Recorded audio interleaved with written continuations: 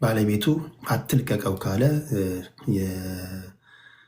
የጋዜጠኝነት ተቀዳሚ ተግባሩ የሰዎችን መብት ማክበር ነው፣ የሰዎችን ሚስጥር መጠበቅ ስለሆነ እያዘንኩም በሆነ ተዋሎ ማለት ነው። እየጠየኳት ነው።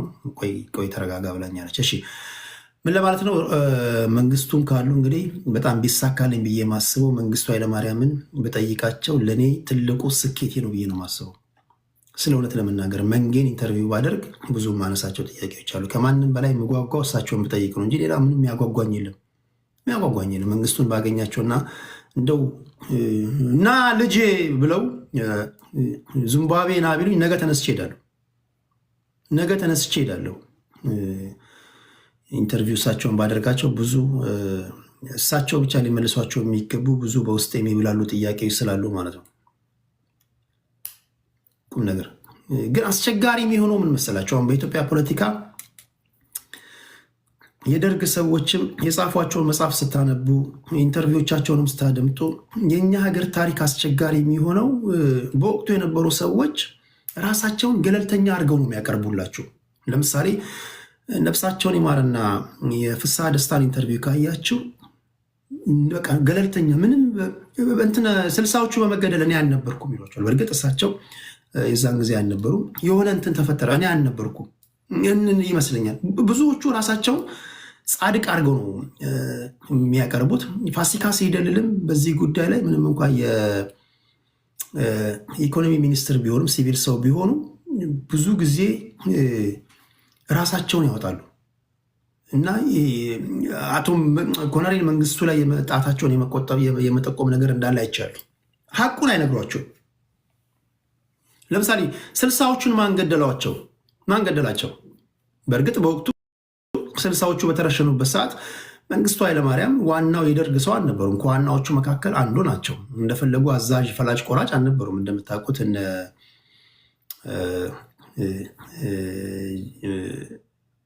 ማን ናቸው?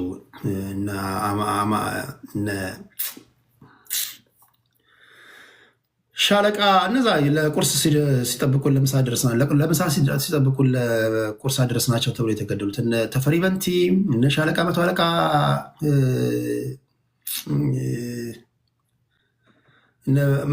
አማን ሚካኤል አምዶም በሳቸው ጉዳይ ነበር የተሰበሰቡት። አጥናፉ አባተ ዋናው ሰው፣ መቶ አለቃ አለማየሁ። እነዚህ እንደውም መንግስቱ ኃይለማርያም የዛን ጊዜ የተንሳፈፉበት ቦታ ነበር። ተንሳፎ ነበር። ታውቃላችሁ አይደል? ሻለቃ ጀነራል ተፈሪ በንቲ የደርግ ሊቀመንበር ነበሩ። መቶ አለቃ አለማየሁ የደርግ ዋና ጸሐፊ ነበሩ። የመንግስቱ ኃይለማርያም ቦታ ይዘው ነበረ። ጀነራል ሚካኤል አንዶም በዛ ወቅት ላይ በሳቸው ጉዳይ ነበር የተሰበሰቡት።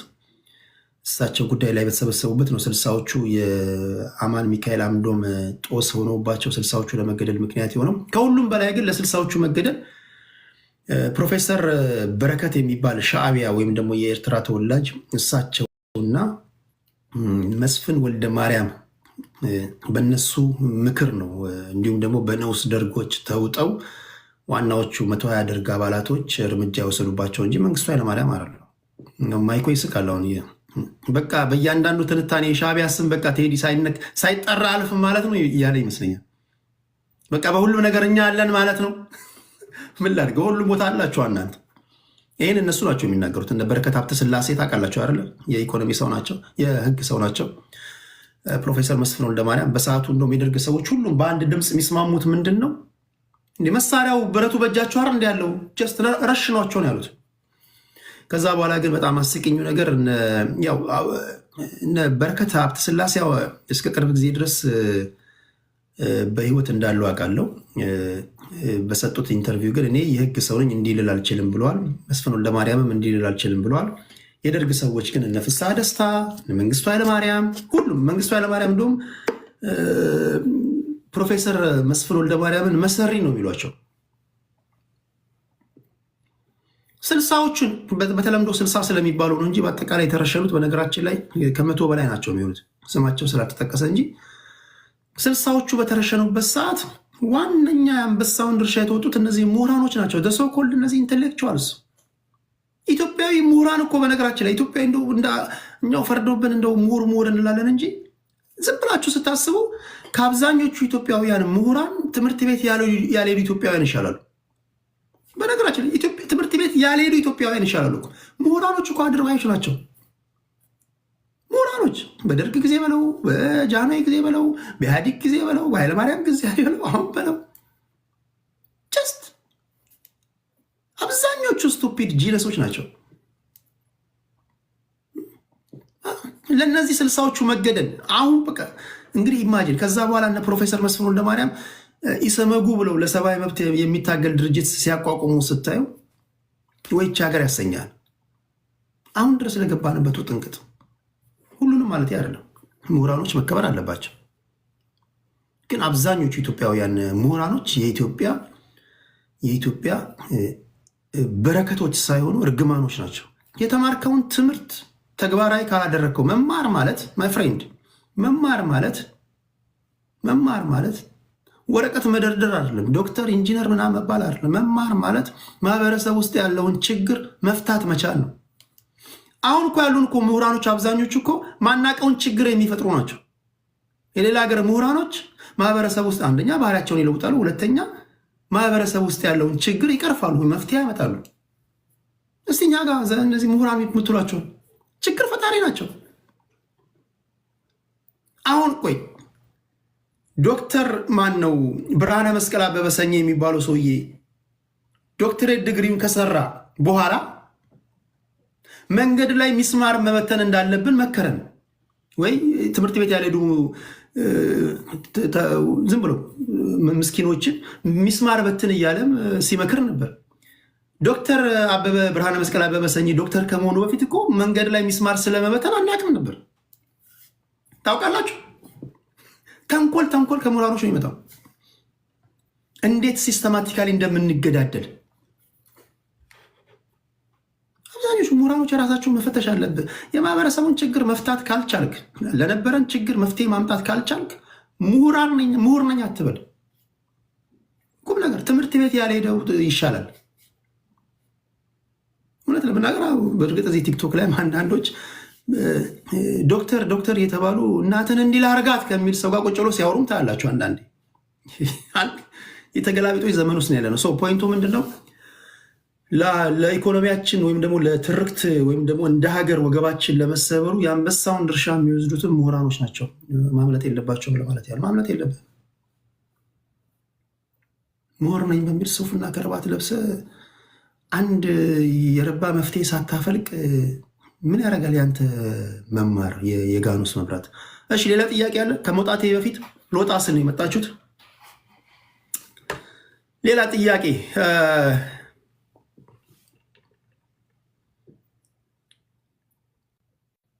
ሌላ ጥያቄ ካለ እሱን መልስና የተማረ ሁሉ አቅም። እኔ ሁሉንም እያልኩኝ አይደለም። ከተማርክ ግን ቢያንስ በሆነ ፊልድስ ኦፍ ኤሪያ ላይ ስፔሻላይዝ ማድረግ አለበት። ሰላባት እኮ በሆነ ፊልድስ ኦፍ ኤሪያ ስፔሻላይዝ የማድረግ ነገር ነው መማር ማለት እኮ። እኛ ሀገር አሁን አንድ ሰው ዶክተር ከተባለ በቃ ስለ ፖለቲካው አስተያየት ይሰጣል፣ ስለ ኢኮኖሚ ይሰጣል፣ ስለ ትዳር ጉዳይ ሚያውቅ ይመስለናል።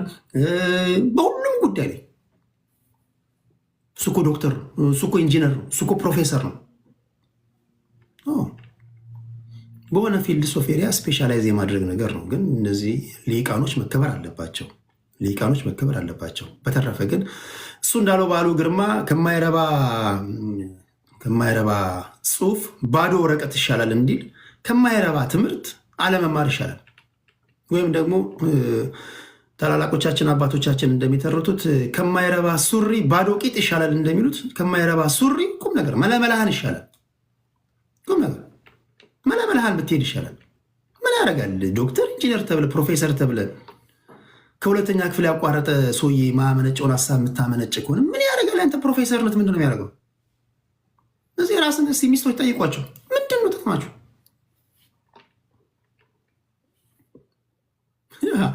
ወይ አላስተነተንክ ወይ ቦታ ይዘን ቁጭ ብሏል። እና ለስልሳዎቹ መገደል እነዚህ ፕሮፌሰሮች የአንበሳውን ድርሻ ይወስዳሉ። ኢማጂን እነ አክሊሉ ሀብተወልድን እነ ልጅ እንዳልካቸው ግርማ እነ ልዑል አስራተ ካሳ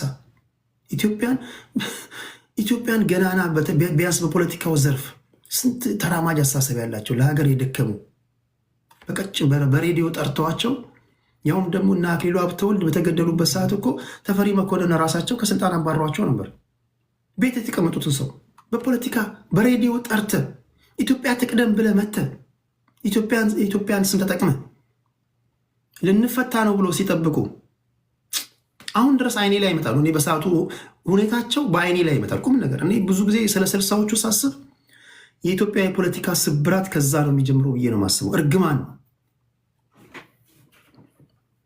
ኢትዮጵያ ትቅደም ብለህ መተህ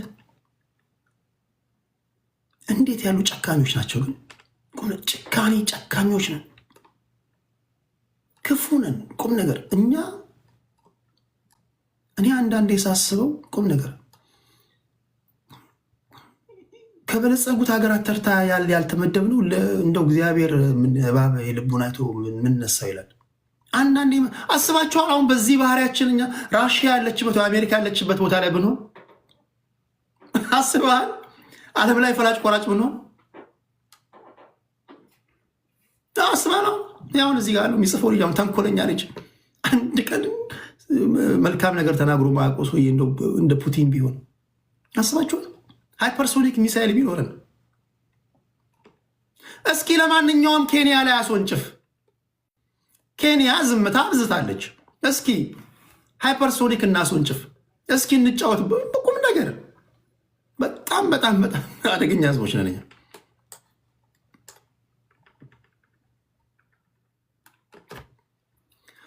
እግዚአብሔር ልብን ያያል። በዚህ አምናለሁ። እግዚአብሔር በጣም እኔ የሃይማኖተኛ አይደለሁም፣ በአንድ ነገር ግን አምናለሁ። እግዚአብሔር የልብ አምላክ ነው። ቁም ነገር እግዚአብሔር የልብ አምላክ ነው። ሰውን በንግግር ልሸውድ ትችላለህ። ሰውን በአክሽን ልሸውድ ትችላለህ። እግዚአብሔር ግን ውስጥን ነው የሚያው።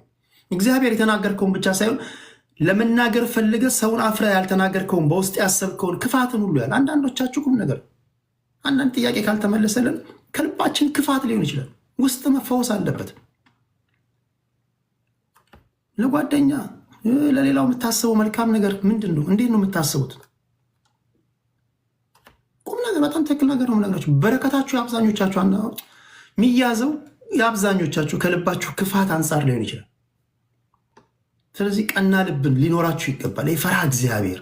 ሰው ሞተ ሲባል መደንገጥ አለብን። ሰው ደማ፣ ሰው ተፈናቀለ፣ ሰው አጉል ሆነ ሲባል እኮ መደንገጥ አለብን። ምክንያቱም ያንተን መራራት አይቶ እግዚአብሔር እስከ 7 ድረስ 7 ትውልድን ይባርካል። በነገራችሁ ላይ በእግዚአብሔር ቃል የምታምኑ እኮ ነው። ዘሞመንት እዚህ ጋር ክፉ ስትሆኑ እስከ 7 ድረስ 7 ትውልድን ይኸውልህ ምድር ላይ ተቅበዝባዥ ያደርጋል። እና እኔ በዛ አምናለሁ። እግዚአብሔር የልብ አምላክ ነው። አማኞች ነን፣ ሃይማኖተኞች ነን። እና ጭካኔ በዝቷል። በጣም ጨካኞች ወስጡ። አይታችሁ ከሆነ አፋቸው ላይ ደም እንትን ያለ ምናምን እንደዚህ ነገሮች እንደዚህ አይነት ትውልዶች የተፈጠሩ ነውና እግዚአብሔር የሚበቀል አምላክ ነው። ነገሮችን ለእግዚአብሔር በመተው አምናለሁ። ለእግዚአብሔር መስጠት አንተ ከምትበቀል ለእግዚአብሔር መስጠትም የመሰለ ነገር የለም ለማለት ያለው። እሺ ሌላ ጥያቄ አለ። ሌላ ጥያቄ ከመውጣቴ በፊት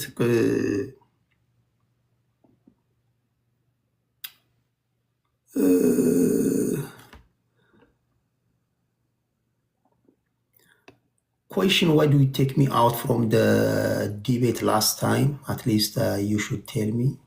ዶክተር አምሁ እኔ አላቅም። አሁን እኔ ብዙዎቻችሁ እንደዚህ ትሉኛላችሁ። አንዳንዶቻችሁ መንገድ ላይ ታገኙኝና የዛሬ 3 ወር በነበረው ውይይት ላይ ነቀልከኝ ይለኛል። አይ ዶንት ኖ እኔ ትላንት ከማጋ እንዳወሩ አላቅም። ብዙ ስልክ ሊደውልልኛል፣ ይጽፉልኛል። አሁን ነቀልከኝ። አይ ዶንት ኖ እኔ አነቀልኩ። ሁሉ ነገር ማቅ ይመስላችኋል? የዛሬ 6 ወር ላይ ከገዝታ አስወርደኝ ቂም ይዤ ይባል ይለኛል። አይ ዶንት ኖ የዛሬ 6 ወር አይደለም፣ የዛሬ 6 ወር ትላንት ላይፍ ስገባ ማን እንደወረደ ማን እንደወጣ ላላቅ ይችላል። አንተን የምታውቀው ነው የቤት መምጣትን እንጂ አላቅም እንጂ እኔ ሰው አላስወረድም። ሰው ማስወረደው በአንድ ነገር ብቻ ነው። ሰው ማስወረደው ተሳዳቢና ጋጥ ወጡ ሲሆን፣ በተረፈ ሌላ ነገር አላደርግም ለማለት ያለው። ኔትወርክ አስወርደው ሊሆን ይችላል። እሺ ሌላ ጥያቄ አለ? ሌላ ጥያቄ?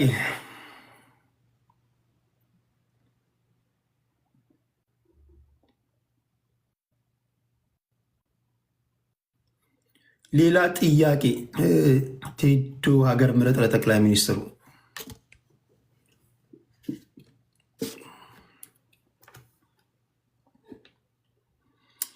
ቴዲ የግል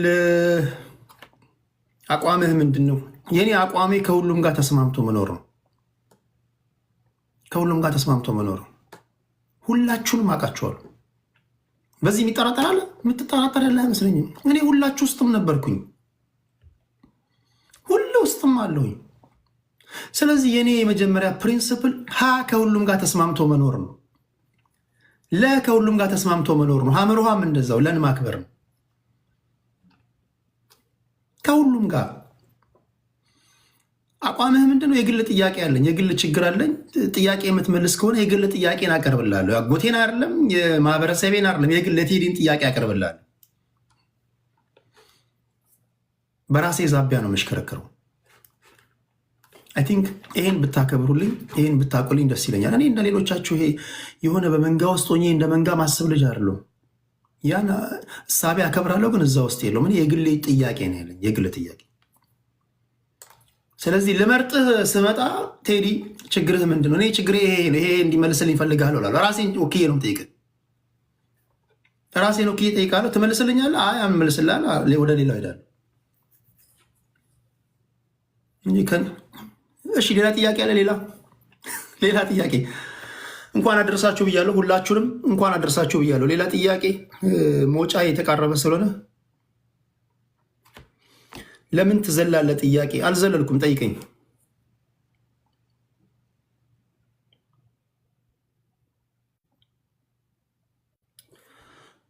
አብይ አህመድ የሚፈረጥጥ ይመስልሃል ወይ?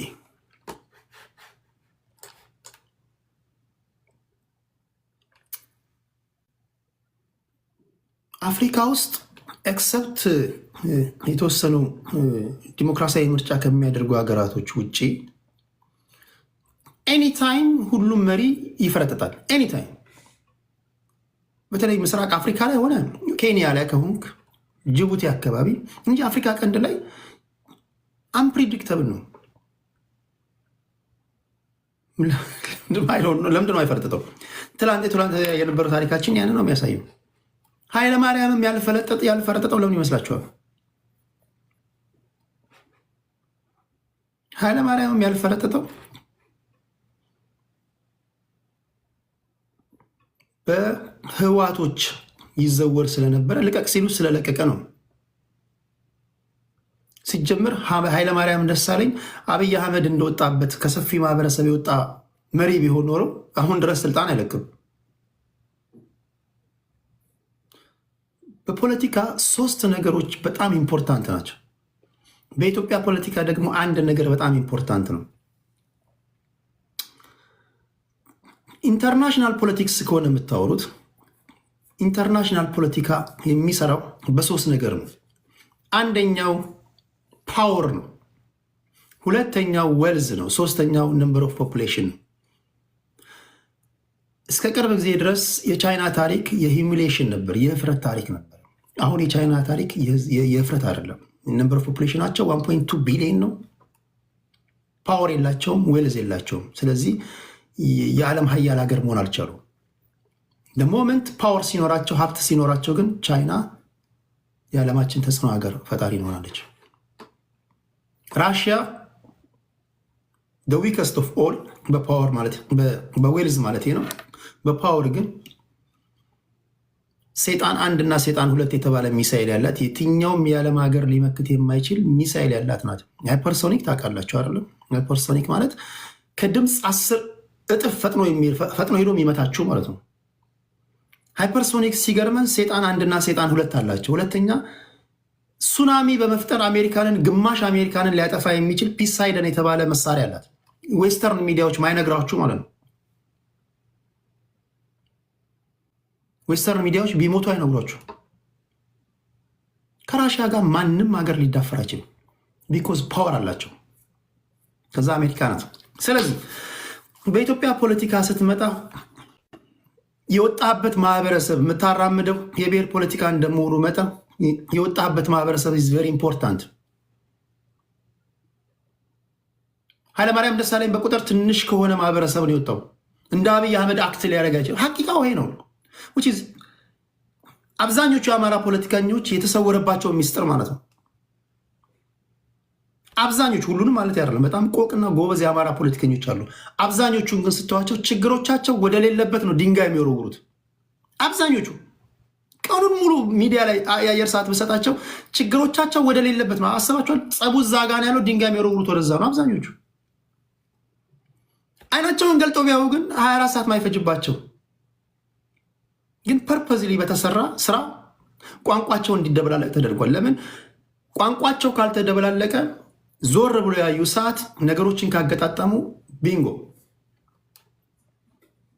ስለዚህ ማንኛውም ሰው ስልጣን ላይ ሲወጣ የመጀመሪያው ነገር ኃይል ያላቸውን ሰዎች ክንፋቸውን መቁረጥ አለብን። ፖለቲካ እንደዛ ነው። አብይ አህመድ በቁጥር ሰፊ ከሆነ ማህበረሰብ የወጣ ሰው እንደ ኃይለማርያም ደሳለኝ ሊሆን አይችልም። ህዋቶች እንደልባቸው ሊያዙት አይችሉም። ቢኮዝ ህዋቶችን ሊያጠቁት ሲመጡ ከጀርባው ሰው አለ። መንግስታችን ተነካ ተብለው ከቡራዩ እየመጡ ለነበር ይላል ኃይለማርያም ደሳለኝ ያሊል ይችላል። ኃይለማርያም ደሳለኝ ተነካ ተብለው ህዝብ እየመጣ ነው ምናምን ብሎ ሊጠራው የሚችለው ያን ያህል ቁጥር ህዝብ አለ? ኖ። ሀቁ ይሄ ነው። ኢትዮጵያ ፖለቲካ ከአማራ ማህበረሰብ የወጣ ፖለቲከኛ በዚህ መጠን ማሰብ ካልቻል አስቸጋሪ ነው። አንድ የአማራ ፖለቲከኛ ተነካ ተብሎ ይኸው ህዝቡ እየመጣ ነው ከሸዋ አካባቢ እንዳትል ተደርጋል ብዬ አስባለሁ። አብይ አህመድን ከጠየከኝ በቅርቡ ይፈረጥጣል ብዬ አላስብም። ግን የጊዜ እንጂ የሰው ጀግና የለውም። የፖለቲካ ተለዋዋጭ ነው። ብዙ ጊዜ ፖለቲከኞችና ስፖርተኞች በጉብዝናቸው ወራት ስልጣን አይለቁም። ስለዚህ በጉብዝናቸው ወራት ካለፈ በኋላ ይባረራሉ ወይም ደግሞ ይዋረዳሉ የሚባል አባባል አለ። ፖለቲከኛ ስትሆኑ ስማርት መሆን አለባቸው። በጉብዝና ወራት ማድረግ የምትችለውን ነገር ቶሎ ቶሎ አድርገህ መልቀቅ አለብን። እንደዛ ነው ማድረግ ያለብን። እሺ፣ ሌላ ጥያቄ አለ? ብዙ ሰምጬ እንዳልገባ ብዙ ጥልቀት አታስገብኝ ፕሊስ። ታኮን መያዝ አለብኝ። እሺ፣ ሌላ ጥያቄ አለ?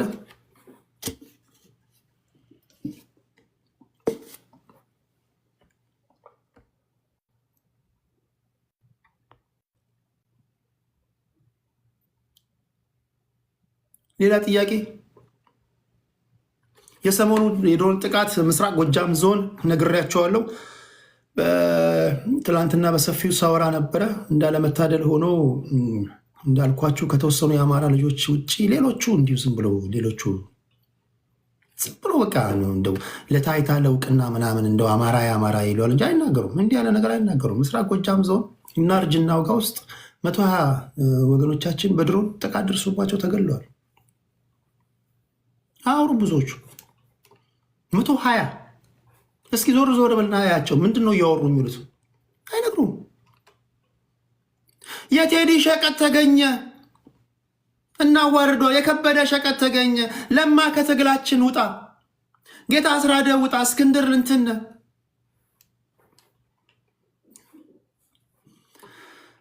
እንዲህ ነው ብዙዎቹ የሚያሳልፉት።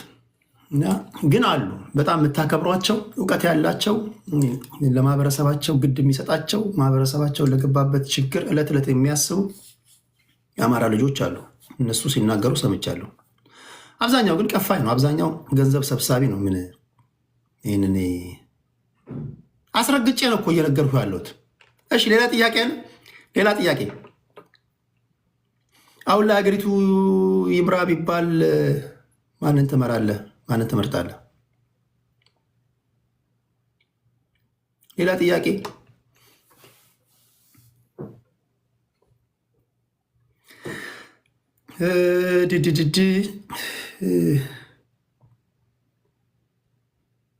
ምን እናድርግ?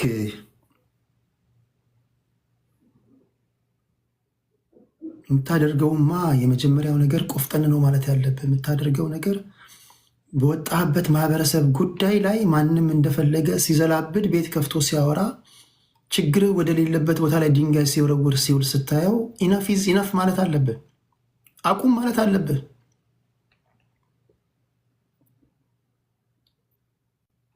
ሲያስለቅስህ ብቻ አይደለም በነገር ላይ መተባበር ያለብህ።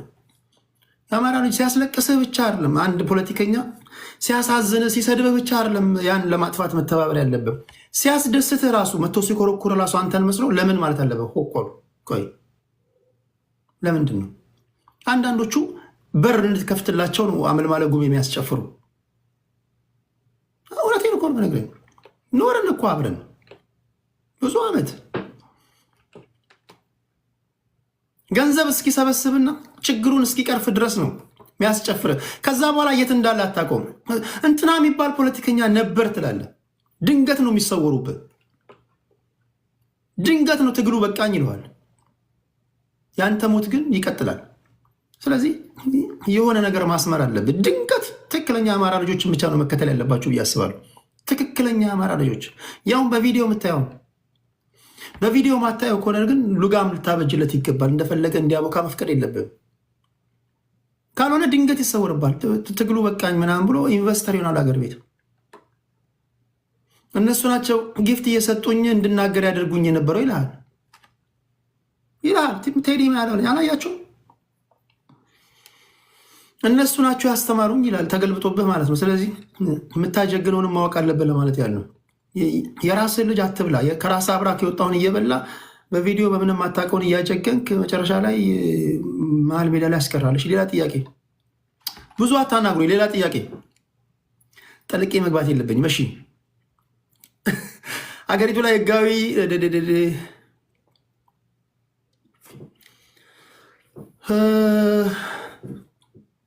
ዙዙ ቴንኪው። የኔ ሶስቱ የምንጊዜ መሪዎች አሉ፣ ግን የግሌ ናቸው። አልናገርም። አንዳንድ ጥያቄዎችን ሲስተማቲካሊ ማምለጥ አለባችሁ። ጥግ ላይ ያስይዙኝ ነው ይሄ ጥያቄ ጥግ ላይ ያስይዙኝ ነው ሆን ብሎ የመጡ ሰዎች። እሺ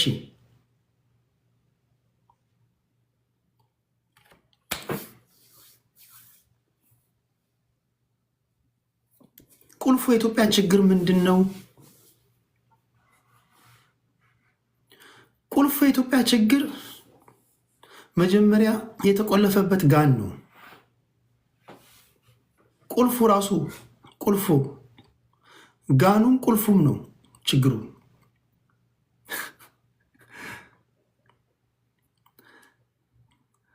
ለችግር የዳረጉን ሰዎች ናቸው መፍትሄ እንስጣችሁ ብለው የሚመጡት።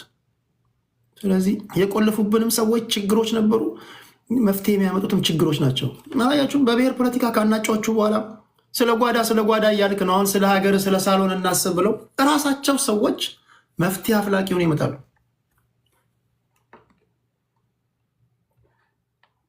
ትልቁ ችግራችን ችግር ላይ የጣዱን ሰዎች እንደገና የመፍትሄ ሰዎች መሆናቸው ነው።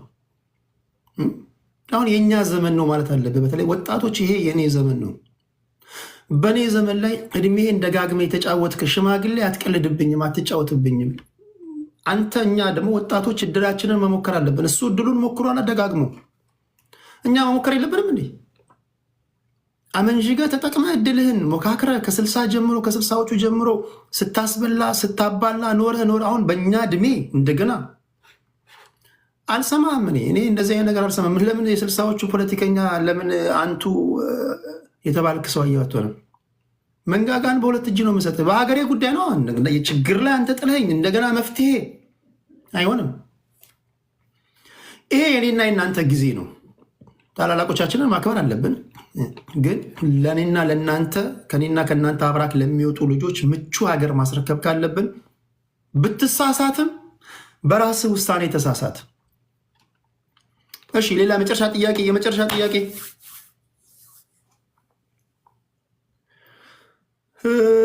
ጽንፈኞች ምርጫን ጠብቀው ቱና ቱትሲን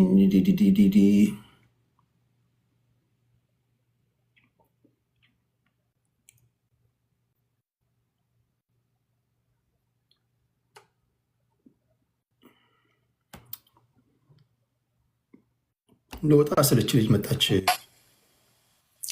ሰላም ቴዲ ማሪ፣ እንዴት ነሽ? ደህና ጠፋህ አንተ። አሁን ስለ አንቺ እያነሱ ነበር እዚህ ጋር። ጌታን በእውነት ምን እያሉ ትሰልላለች? ለመንግስት ሰላይ ናት ይሉሻል። እውነት ነው? ለፋኖ ለፋኖ ነው መሰለኝ። ፋኖች እንደዚህ አይነት ጨዋታ ጀመሩ ማለት ነው። እንደዚህ ማሰማራት ጀመሩ። አሁን እኔ ማንም ሰው ስለማይጠረጥረኝ ገባ። በማይጠረጠሩ ሰዎች ነው እንደዚህ የሚያደርጉት። ጥሩ ነው። እንዴት ነሽ? እግዚአብሔር ይመስገን። እንኳን አደረሰክ። እንኳን አብሮ አደረሰን። ጌም እንዴት ነው? ሰው ሜቢ በዓል ስለሆነ ይሆናል። ብዙ ሰው የለም፣ ጌመርም የለም፣ ብዙ ሰዎችም የሉም። እኔ ቤት ስንት ሰው ናንቺ ጋር ነው? 50 ሰው 50 ሰው። እሱም እኔ ሁኝባቸው ነው እንጂ እነሱም በቃ ኧረ ውጭልን እያሉ ነው። የለም በበዓል 50 ሰው ከሆኑ እኮ የሆነ ቦታ ተሰብስባችሁ ሻይ ቡና ነው ማለት ያለ። ኤስቲጂ የሚባል አስታወስኩት። ሚዲያ ማለት የኔም ፕሮግራሞች በቃ ሙሉ ለሙሉ የሚወስድ ልጅ ነው እና ግን እዚህ የመጣ ታፕታፕ ያደርጋል፣ ኮፒ ሼር ያደርጋል። ላይፍ ሲገባ እንደዚህ ኮፍያ አበባ አትሊስት ታፕታፕ ያደርጋል። ሌሎቹ እኮ ዩቲዩበሮች እኮ አይናቸውን በጨው የታጠቡ ሌቦች ናቸው። የ14 ሰዓት ፕሮግራም ወስደው ፈቃድ እንኳን አይጠይቁም። እኔ አንድ ኢሜል እኮ ቀጭን ኢሜል እኮ በጽፉ እኮ ይዘጋባቸዋል። እንደው ሰገጤ ሆኝባቸው ላጥፋቸው እና ያላችሁ ዩቲዩበሮች በደንብ ነው የምትሰራው ዩቲዩብ ላይ። ያው እንደ ዩቲዩብ ላይ ዜናዎች ምናምን ምናምን ነው አይደል እንዴ? ዛሬ እኮ ዩቲዩብ ላይ እኮ ኤርሚያስ ቀለሜ እንኳን እኮ ለምን ቪዲዮ ነሰርክ ብሎ እንኳን ቪዲዮ ዩቲዩብ ያዘጋባቸዋል። ማንም አይለቃችሁም። በነገራችን ዩቲዩበሮች ካላችሁ ግላባለክ እንዲያዝልይ። አዎ ትክክል። አይቻልም እንደዛ። ኦሪጂናል ኮንተንት ሆነ ጋር ሆኖ ይሄ ልጅ ግን ምስኪን ልጅ ነው በጣም አያለው ብዙ ጊዜ ደግሞ በህዋቴ ደርግን ለመጣል በተደረገ ጥረት በተደረገ ትግል በአጅቦ ነው ፕሮግራሞች የሚያቀርበው። ያ እኛም የለንም ግላባዜሊ። እሺ እኔ ቤት ያላችሁ እንዴት ናችሁ? ጋይስ ኮፒ ሊንክ አግዟቸውና 1000 ኮፒ ሊንክ እንግባ ከቻለን። ኮፒ ሊንክ አድርጉ ጋይስ። ትስሉዬ ገስ ውዝ ባክ አዜሎ ዛሬ ብቅ ብሏል። ሃና ሃና ሃና ሃና ሃና ሃና ሃና ኤስቲጂ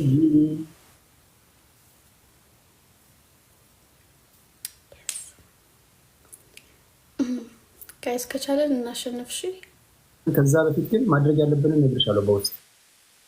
አይቀጥሩ ጌም ማለት ታሸንፋለህ። አይ ከዛ በፊት የሚሰሩ ስራዎች አሉ። ዲዛይነሩ ነው ስለሆንኩ ችግር ለኔ ተይ። መጀመሪያ በማንነታችን ዙሪያ እንሰዳደባለን። የኔን ፎቶ ዘቅዝቀሽ ትሳደቢያለሽ፣ አንቺን ፎቶ ዘቅዝቄ እሳደባለሁ። ወይ ግላቭ አለን ጋይስ፣ ዩዝ ዘ ግላቭ ጋይስ። እንደዛ ነው ባህሪ ጋይስ፣ ግላቭ አለን ጋይ። ወይኔ 30 ላይ ተስኖ ብትለቀው ጥሩ ነበር። አይ 30 ላይ ብትለቀው ምን ነበረበት ተስኖዬ? ኦኬ ከሁላችሁንም አመሰግናለሁ። ሁለለ እኔ ተፋው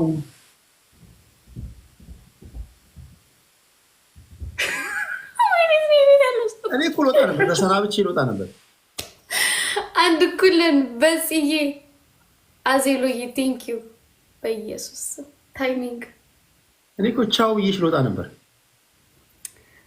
አንድ ኩል ኦኬ። የመጨረሻ ነው ጋይስ፣ የመጨረሻ ነው። እንትና ማን ነበረ? ደብል 600 አመሰግናለሁ። እሺ አዜ ላይ ማጂክ ሚስት አለ። ኤስቲጂ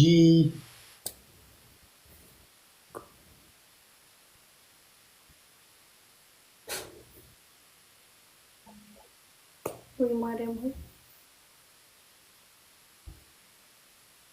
አዜል ግን አከበርክብኝ። እሺ እኔ አሁን ሊግ ዋን እንዴት ነው የምገባው?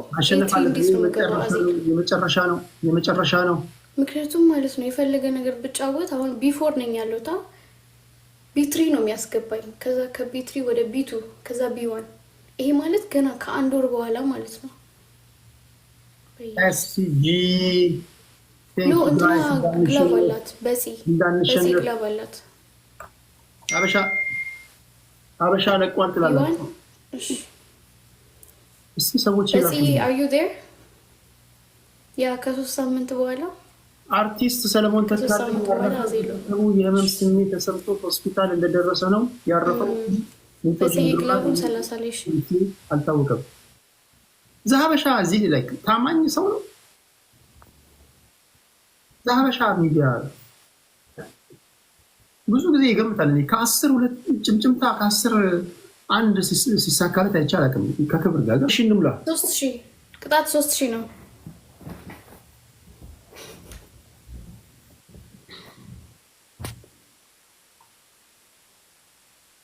አንድ 10 ያገኛል።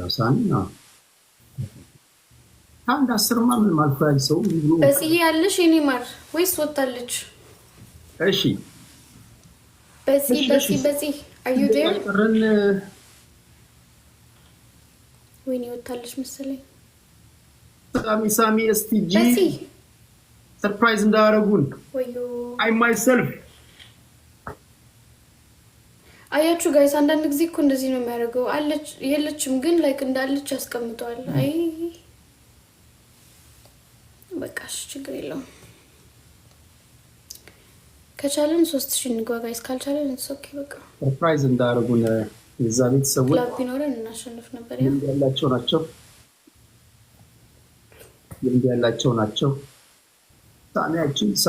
ሳሚያችን ደርሰናል። አሸንፈናል። በእውነቱ ይሄ ድል የሰፊው የኢትዮጵያ ሕዝብ የሰፊው የቴዲ ሐዋሳ ደጋፊዎች ነው። ምንድነው የምትቀጣዎች ልጅ ሶስት ያገባህም ቴዲ። ስለዚህ ከሸፈ በቃ እሺ፣ ለሚቀጥለው እንጫወታለን። ሚራይ እሺ፣ መልካም ምሽት። እሺ፣ መልካም ጊዜ። እሺ፣ ቴክ ሚራይ። እዚህ ጋር ዜናውን ልካችሁልኝ ያየው ነው።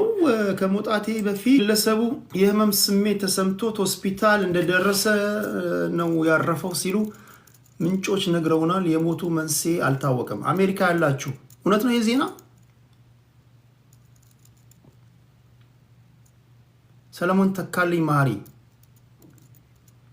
አንቺም 00 በሚለው ሙዚቃው የሚታወቀው ቀደም ሲል የኢህአዴግ ቀንደኛ ተቃዋሚ የነበረ እነ ታማኝ በየነ አምነነው ካደን ያሉት።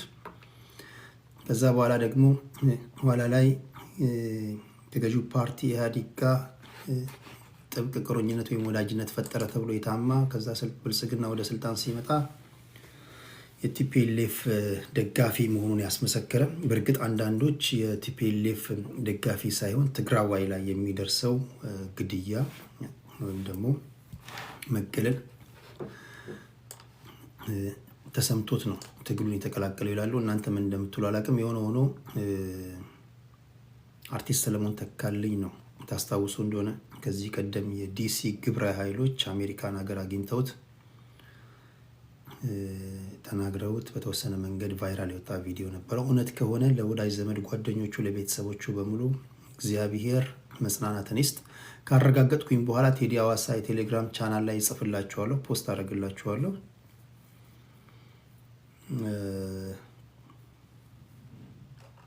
ቴዲ ጌም ትጫወታለህ ወይ? በደንብ እንደውም በቋሚነት አልተጫወትኩም። የኔን ያህል ሩብ አፍ ያላቸው ሰዎች እኮ እዚህ ጌም ላይ ያሾሯቸዋል። እኔ እኮ እንደውም ወደ ስራው አልገባውም። እኮ ምን ጌም ተጫዋች አይደለሁም። ለታፕታፕ አሪፍ ነው ስጫወት፣ እንደዚህ አይደለም። ሙሉ ለሙሉ ፖለቲካዊ ውይይት አቁሜ የሆነ ብሔር ውስጥ እገባለሁ። ከዛ በብሔሬ እሰዳደባለሁ። እሰዳደብና ከዛ ከተሰዳደብኩት ሰው ጋር ጌም እጫወታለሁ። የፋይናል እንደዛ ነው ስራው የሚሰራው። እኛ ባለማነው ከተማ ስንት ሰዎች ገብተው አራዳ ሆኖብን እኛ እዚህ ቁጭ ብለን ይሄ ማህበረሰብ እውቀት እንዲያገኝ በሚል ሰላማዊ ውይይት ያገኝ በሚል ስንት ዓመት ሙሉ ተነተንን አስተነተንን። አሁን ወደ ስራው መግባት አለብን ለማለት ያን ቁም ነገር ጌም ጥሩ ነው። ይሄ ጌም አንዳንዶቻችሁ እንደ እንትን ነው የምታዩት። ጌም ቲክቶክ ራሱ ፕላትፎርም ያዘጋጀው ነው። ስለዚህ ጥሩ የተከታይ ያላችሁ ጥሩ ሰዎችን መያዝ የምትችሉ ሰዎች ተጫወቱ። ጌም መጫወት አለባችሁ። ለአካውንታችሁም ጥሩ ነው። ለአካውንታችሁም ጥሩ ነው። ስለዚህ ጌም የሚጫወቱ እንትኖችን አትናገሯቸው። ኦኬ ሰለሞን ተካልኝ ሞቷል ይላል። ካረጋገጥኩኝ በኋላ ፖስት አድርጋለሁ። ታፕታፕ ላደረጋችሁ፣ ኮፒ ሊንክ ሼር ላደረጋችሁ በሙሉ ልባዊ ምስጋና ይድረሳችሁ። ነገ ከነገ ወዲያ እንዲሁ ንፋሱ የሚያመጣውን ፖለቲካዊ ነገሮች ዛሬ በዓል ስለሆነ ያው መደበኛ ፖለቲካ ውይይት አልነበረኝም። ቀለል ያለ ውይይት ነበር ያደረግነው። ቴዲ አዋሳ የቴሌግራም ቻናል ላይ ቤተሰብ ያልሆናችሁ ቤተሰብ ሁኑ።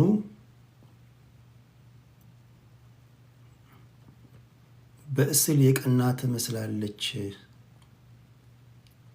በአስል የቀና ትመስላለች፣ በአስል የቀና ትመስላለች።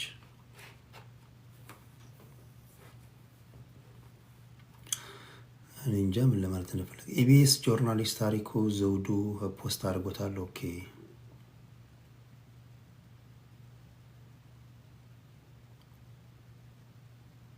ገሙን ነው ገሙ ምንድን ነው? ማስቲካውን ነው።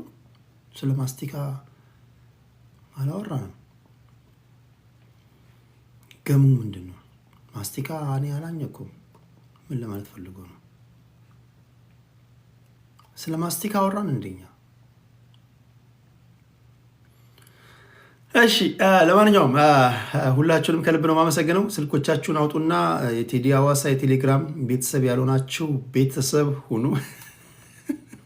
አስተካክለው ይጽፉልኛል። የጠፋብኝ መስሏቸው እኔ ጠፍቶብኝ ልታርመኝ አይ ለመተዋወቅ እኮ እኔ ተሰውሮብኝ ማለት ነው። እኔ ሳይገባኝ